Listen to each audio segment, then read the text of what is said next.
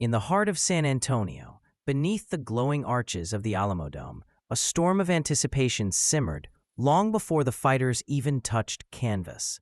Thousands of fans, some wrapped in American flags, others waving the colors of Ghana, poured into their seats with the restless buzz of a city waiting for something unforgettable.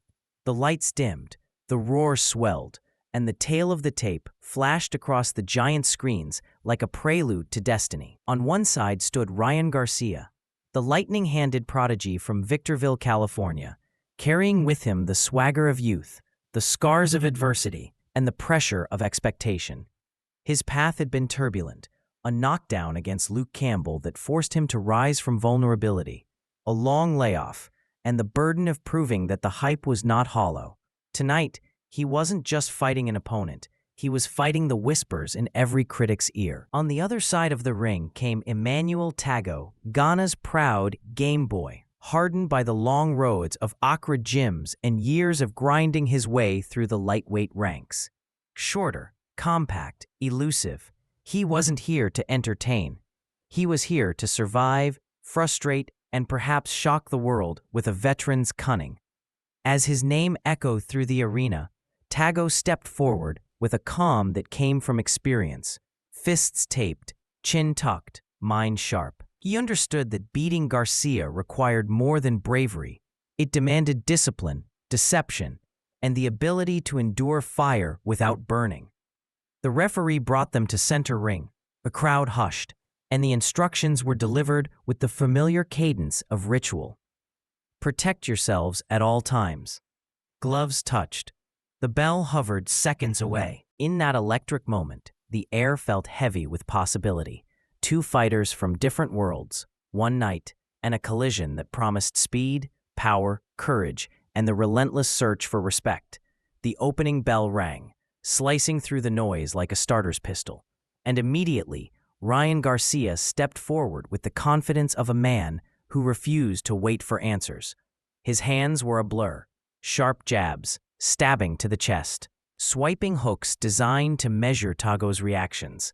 Tagoe retreated with disciplined footwork, circling, dipping, trying to minimize the danger, but Garcia's speed was overwhelming from the very first exchange. A quick right hand clipped Tagoe near the temple, spinning him slightly, and the crowd erupted, as if witnessing the foreshadowing of annihilation. Tagoe laughed, shook his head, but even in that smile lived the truth. Garcia's power was real, and any mistake could end his night. Ryan stalked with a wide stance, shoulders loose, eyes locked in. Every feint from him drew a flinch, every step forced Tagoe to reset, and with each passing second, it became clear that the Ghanaian challenger was not here to push the pace. He was here to survive the storm. But survival has its limits, and in the early rounds, Garcia began landing clean shots to the body, digging hooks under the elbow, forcing Tagoe to clinch, smother, and buy moments of breath. Commentators buzzed about Garcia's speed, how it wasn't just fast, but sharp, reactive, and explosive. They spoke of how Tagoe needed a jab to disrupt rhythm, how he had to get Garcia's respect. But Garcia wasn't giving an inch. His punches snapped like static electricity, each one sending Tagoe backward, sometimes stumbling, sometimes skittering to the ropes. Yet Tagoe refused to panic. He held when he had to, moved when he could, and did everything possible to avoid the one shot Garcia hunted mercilessly, the signature left hook. The crowd sensed a finish coming early, but Tagoe's stubborn survival instinct kept him upright. Even as the rounds fell heavily in Garcia's favor. As the fight drifted into the middle rounds, the dynamic shifted, not dramatically, but enough for the trained eye to notice. Garcia, no longer rushing recklessly, began to probe, pressure, and pick his moments with a calmer rhythm. The reckless fire of the first rounds matured into patient control. Still, Tagoe, though battered and outgunned, showed a veteran's craftiness. He slipped off the ropes, rolled his shoulders to deflect punches, and tied Garcia up every time the Californian moved in too close. The commentators noted Tagoe's defensive stubbornness, how he refused to open up, even when Garcia pressured him relentlessly. Some fighters crumble under speed. Tagoe simply hid behind it, refusing to give Garcia the counterpunch moment he craved. Ryan's frustration flickered now and then, little glances to his corner, slight shrugs mid-exchange. He wanted the knockout. His fans expected it. The arena demanded it. But Tagoe's survival instincts turned this into a mental battle as much as a physical one. Every time Garcia unleashed a flurry, Tagoe absorbed it, danced away, or smothered the action. Yet the damage accumulated. Body shots thudded deep into Tagoe's ribs. Chopping rights crashed against his guard, rattling his balance. The 6th and 7th rounds showed signs of Tagoe unraveling. His legs shaky, his breathing heavier, his counters desperate. Garcia sensed it and pressed forward, firing uppercuts, right hands, and long jabs to break the shell. A stiff right caught Tagoe clean in the 7th, sending tremors through his legs and a roar through the dome. For a moment, the finish seemed inevitable. But as Garcia advanced to close the show, Tagoe clinched, circled, and refused to yield. It wasn't pretty. It wasn't thrilling. But it was defiant. In those rounds, Garcia learned something. Not every opponent comes to be conquered. Some come to endure, to resist, to test one's discipline. And this test was not yet over. By the time the fight entered its championship stretch, the tension in the arena evolved from explosive anticipation to a quieter, grinding suspense.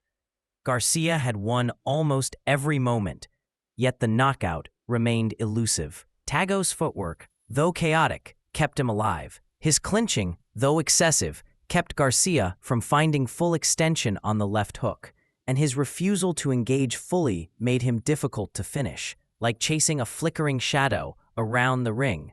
Still, Garcia grew stronger as the minutes ticked by. He dug deeper into his arsenal, straight rights down the pipe, uppercuts threaded between Tagoe's guard, body shots that forced winces despite the Ghanaian's stoic mask. The 9th round saw Garcia hammer Tagoe with a sequence that rattled the crowd, a left hook that snapped the head, a follow-up right that nearly dropped him, and a barrage that sent Tagoe stumbling into a desperate clinch. The 10th produced more drama, Garcia catching him again, this time reeling his legs, forcing him to hold for dear life as the crowd groaned at the near finish. Commentators questioned Tagoe's strategy, how he seemed determined to survive rather than win, how his refusal to exchange made Garcia's job harder, and how his veteran instincts kept turning this into a puzzle rather than a war. Yet through it all, Garcia never lost intensity. He kept punching with intention, kept pressing, kept hunting for the decisive blow. In the 11th and 12th, Tagoe showed brief flares of bravery, throwing single rights, attempting counters, but Garcia smothered them with power and speed. The crowd rose with every big shot, sensing the end. But Tagoe's stubbornness carried him through the final seconds. When the last bell echoed, the fighters separated, both exhausted in different ways. Garcia from the pursuit of the impossible knockout, Tagoe from the struggle to survive an onslaught few could endure. The atmosphere inside the Alamodome shifted as both corners stepped back, and the referee brought the fighters toward the center once more. After 12 rounds of domination, aggression, and unbroken control, there was no mystery in the result, yet the ritual of the scorecards held its own drama. The announcer's voice lifted above the crowd.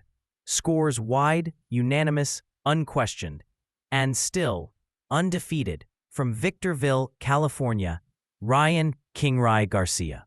The roar washed over the arena like thunder.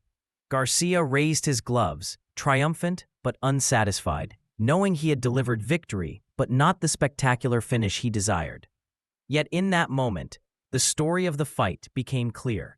Sometimes greatness is not measured in knockouts, but in command, discipline, and the ability to dismantle an opponent who refuses to collapse. Garcia, meanwhile, stood at a crossroads. He had proven he could return from adversity, handle pressure, and dominate a world-level opponent. But he also learned that at the elite level, patience, precision, and ring IQ mattered just as much as speed and power. The commentators reflected on his growth, on the chemistry with his new team, on the small adjustments that shaped his performance. And as cameras circled him, capturing the triumphant smile mingled with lingering hunger, fans knew this was only a chapter, another step in a journey still unfolding. Ryan Garcia walked out of San Antonio undefeated, unshaken, and unchanged in his pursuit for greatness. The night belonged to him. The victory was earned. And the story, written in sweat, speed, and defiance, echoed through the arena long after the final cheer faded.